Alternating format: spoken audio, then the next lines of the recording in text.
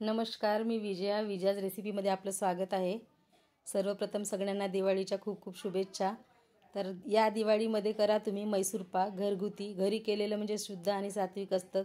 तेल न वापरता अगदी 2 वाटी तुपामध्ये हे मैसूर पाक तयार झालेला आहे, एकदम जाळीदार असं आणि चवीला पण खूप छान। तर चला रेसिपीला सुरुवात करूया। तर मैसूर पाक करण्याकरिता इथे मी 2 वाटी बेसन घेतलेला आहे आणि अर्धी वाटी मैदा, दोन्ही छान गाळून घ्यायचं। मैदा याच्यासाठी घेतलेला आहे की मैदा टाकल्याने छान जाळी येते मैसूर पाकला, त्यामुळे मैदा टाकलेला आहे। मैदा आणि बेसन छान मिक्स करून घ्यायचं आणि एका भांड्यामध्ये ज्या वाटीनी बेसन घेतलं त्याच वाटीनी 2 वाटी तूप घेतलं आणि हे तूप आपल्याला कळकळीत गरम करून घ्यायचं आहे। आता पॅनमध्ये साखर गॅसवरती पॅन ठेवलं आणि पॅनमध्ये त्याच वाटीनी 2 वाटी साखर घेतलेली आहे आणि त्यामध्ये पाणी घालून एक तरी पाक तयार करून घ्यायचा आहे। इथे मी थोडासा पिवळा रंग घातलेला आहे। जेवढ्याला तेवढं प्रमाण टाकलं की थोडं छान फिक्कसर असं हे मैसूर पाक होतं। जर तुम्हाला जास्त गोड पाहिजे असेल तर 1 वाटी जास्त साखर टाकली तरी चालेल किंवा अर्धी वाटी जास्त टाका, पण इथे मी समप्रमाणात साखर घेतलेली आहे आणि रंग टाकला पिवळा की छान असा सुरेख रंग येतो, म्हणून मी टाकलेला आहे। पण तो सुद्धा ऑप्शनल आहे, जर तुम्हाला रंग नको असेल तर तुम्ही नाही टाकला तरी चालेल। इथे मी वेलची आणि जायफळ पावडर टाकून घेतलेली आहे आणि आता एक तारी पाक करून घ्यायचा आहे। एक तारी पाक होतपर्यंत छान शिजू द्यायचं आणि एक तारी पाक असा तयार करून घ्यायचा, जसा बालुशाहीला वगैरे आपण करतो तसा। पाक तयार झाल्यानंतर जे गाळून ठेवलेलं बेसन पीठ आणि मैदा आहे ते टाकून घ्यायचं आणि गुठळ्या न होऊ देता व्यवस्थित छान मिक्स करून घ्यायचं। एकही गुठळी होऊ द्यायची नाही। जाळ थोडा कमी करायचा, आच मंद करायची आणि हळूवारपणे संपूर्ण बेसन पाकामध्ये मिक्स करून घ्यायचं आणि 5 मिनिट पाकामध्ये बेसन हे छान शिजू द्यायचं। थोडा वेळ राहू द्यायचं पाकामध्ये बेसन आणि एकीकडे आता तूप कडकडीत गरम करायला ठेवलं आहे। तूप छान कडकडीत असं गरम करून घ्यायचं आणि चम्मचच्या साहाय्याने कडकडीत तूप इथे आपल्याला टाकून घ्यायचं आहे मैसूर पाकमध्ये। या सारणामध्ये पाहू शकता अशा प्रकारे खोलगट चमच्याने थोडं थोडं कडकडीत तूप हे टाकून घ्यायचं।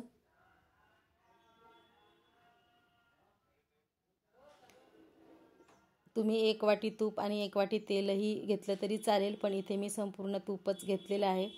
काही एवढं जास्त तूप लागत नाही आणि पूर्ण टाकलेलं तूप जे आहे ते संपूर्ण आपलं बाहेर निघतं। 1 वाटी तरी तूप बाहेर हे निघतं, आपण परत ते काढून घेऊ शकतो, समोर मी तुम्हाला दाखवणारच आहे। तर थोड्या वेळाने अशा प्रकारे कडकडीत तूप हे आपल्याला थोडं असं टाकत जायचं। याच्याने जाडी येते, पाहू शकता किती छान जाडी ही येत आहे मैसूर पाकाला।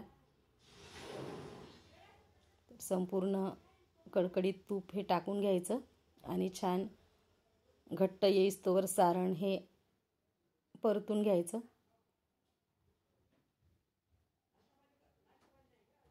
10 ते 15 मिनिट लागतात संपूर्ण मैसूर पाक तयार व्हायला। पाहू शकता मैसूर पाकाला छान आता जाडी आलेली आहे। आपलं हे सारण जे आहे तयार होतच आलेलं आहे।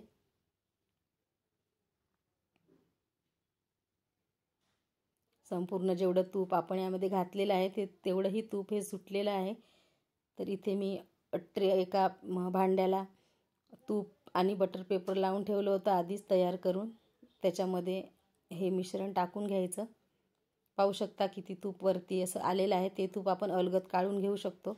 एका कडेला असं वाकवून संपूर्ण तूप हे निघतं आणि ते काढूनच घ्यायचं आणि थोडंसं थंड झालं की त्याच्या वड्या पाडून घ्यायच्या। अर्धा तास थंड होऊ द्यावं लागते, मैसूर पाक खूप गरम असते। पाहू शकता आता छान पूर्ण थंड झालेलं आहे। आता हे काढून घेऊया आपण याच्या वड्या।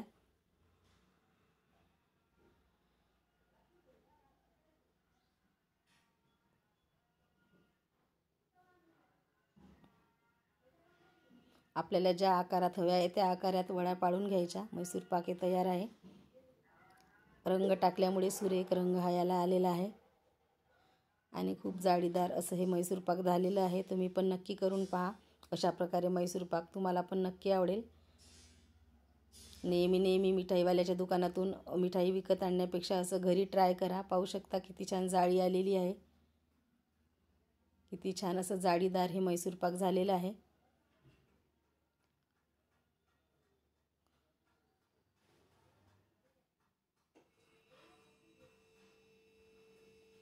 तर ही रेसिपी कशी वाटली मला नक्की कमेंट करून सांगा आणि जर रेसिपी आवडली असेल तर नक्कीच माझ्या व्हिडिओला लाईक करा आणि इतरांसोबत शेअर करा आणि माझ्या यूट्यूब पेजला सबस्क्राईब करा आणि फेसबुक पेजला फॉलो करा.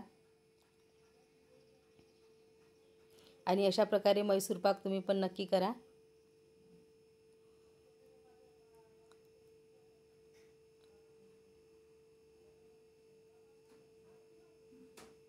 एक तोडून दाखवते मी, पहा किती छान जाडीदार खमंग खुसखुशीत असं हे मैसूर पाक झालेलं आहे आणि टेस्ट पण खूप झाली. तर चला पुन्हा भेटू.